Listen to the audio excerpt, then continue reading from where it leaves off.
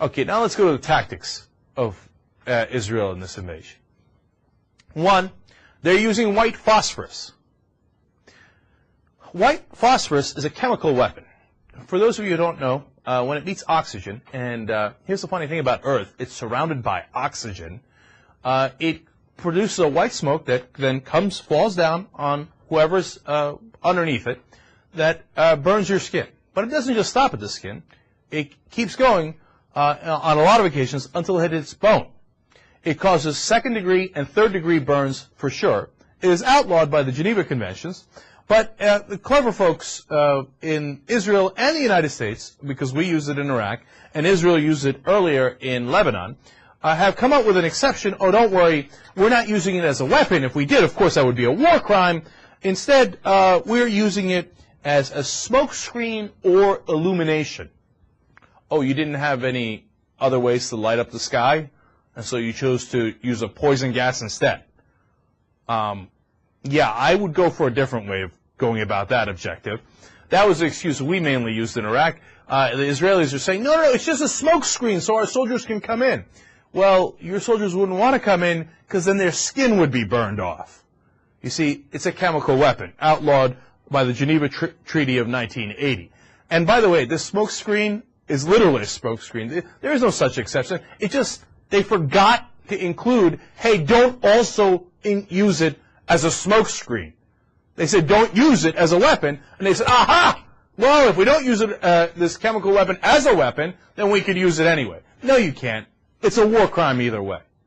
Now, you're especially not supposed to use it in civilian populations. You know why? Because when it falls, it burns anyone underneath it. So if there are kids or women or elderly, or just flat-out civilians, they could even be men, that are not part of Hamas. It's possible in a city, when you drop it on a city. They get burned. They get burned alive. And then we invaded Iraq because they had weapons of mass destruction? Because they had chemical weapons? Come on, man. The hypocrisy of America and Israel these days knows no bounds. No bounds whatsoever. Now, that's okay, though, because they're fighting terrorists. As we burn the civilians alive, we're the good guys, so that's allowed. It's collateral damage. Come on, we're just using it as a smokescreen. That's all. Oh, everybody underneath it happened to be burned alive? Well, what can you do? We were using it as a smokescreen. It's hideous. Now, believe it or not, that's actually the thing that is not the thing that has me most angry about what Israel has done, as far as tactics are concerned. No, what has me most angry is what they did with Nizar Ryan. He was one of the leaders of Hamas.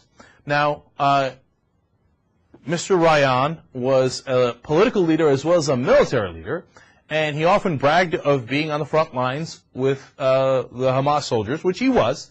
He would often wear military fatigues, so he seems like a legitimate target, right? I mean, here he is. He's encouraging suicide bombings. In fact, one of his sons did a suicide bombing at the age of 22, and he was proud of it. Okay. All right, good. He's a terrorist. We feel much better. So what did Israel do? Why am I concerned about this? They dropped a bomb on his house with his whole family in it. Now, he has 4 wives. Some interpretations of Islam allow you to have 4 wives. Some others don't. It depends on what country and what culture you're part of. Now, the only reason I mention that is because it allows Americans and Westerners and Israelis to think, oh, look at this guy. I mean, he was Hamas. He was kind of military. 4 wives. Sounds foreign to me. So let's just kill them all. All of his wives dead. At least 4 of his children are dead. 13 dead, including Ryan. So 12 civilians dead. 2 other children missing and presumed to be in the rubble. So overall, realistically, 15 dead, including at least 6 children and 4 wives. Now, you say, what could we do? Collateral damage. He was using them as civilian shields. No, he wasn't using them as civilian shields. He was living in his house. Now, if Hamas sent in a suicide bomber and killed a top Israeli leader, could be anybody. It could be Ehud Barak. It could be Livni, Omer, whatever. You know what would happen. As I'm saying this, the blood is boiling in Israeli supporters' minds and in their heads. They're going, how can you even suggest that? Right? That is so dangerous. Right.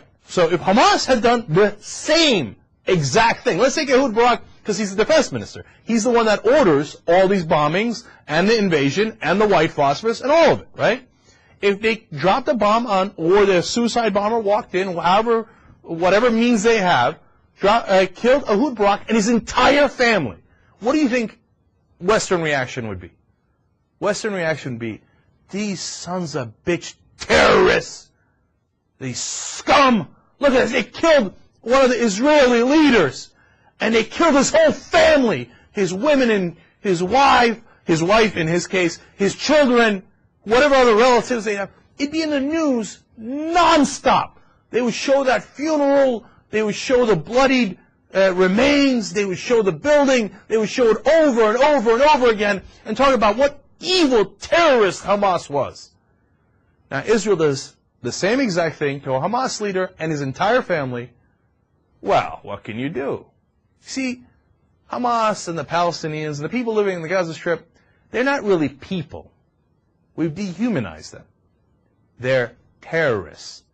So anything you do to a terrorist is A-okay. It's perfectly acceptable. It's just collateral damage. Oh, you dropped a bomb on his wife and kids and killed them all. It's okay, you're a state. State violence is allowed because we have F-16s and we have bombs. And we drop them from the sky so we don't see it. Oh, no, that's not a suicide bomber. Someone didn't die on our side from that attack, so that doesn't count. We just killed them, none of us died. So that doesn't count. That's not terrorism. Look, the other reason I'm so angry about this, because what kind of a precedent does it set?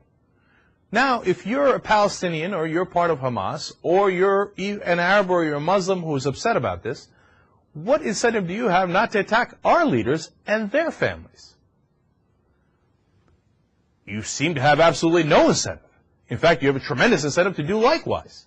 Now, I think it is counterproductive. I think it's stupid. And I think it's immoral. And I hope that Palestinians or Arabs or Hamas doesn't do anything of the kind. Okay?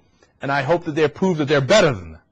Now, but if you were a member of Hamas, and you have to look at it from their perspective to see how they would react, to see if what you did makes sense or doesn't make sense. See, actions call for reactions, etc. Now, if you're a member of Hamas, and they just killed one of your leaders and his whole family, what would prevent you from trying to do likewise? I mean, obviously the Israeli Defense Forces would prevent you, but what moral argument? Would there be any moral argument? No, of course there wouldn't be any moral argument.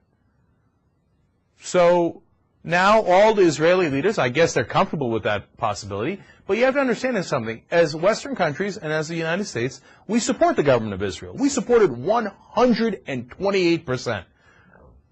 Bush came out again over the weekend, and what did he say? Hamas is 100% wrong, Israel is 100% right. Hey, don't worry about it. Hamas had this coming. They asked for it. They asked for an invasion of their city, and they asked for their civilians to be killed. He put all the civilian deaths on Hamas's head. Because it's not like, because Hamas fired a couple of rockets, that's why innocent civilians in the Palestinian territories who are not even involved with Hamas should have been killed. It's all Hamas's fault. So, if you're on that side of the equation, are you going to think, hey, are American leaders and their families fair game? You would logically think that. And that scares the hell out of me. I think it's a terrible, terrible precedent.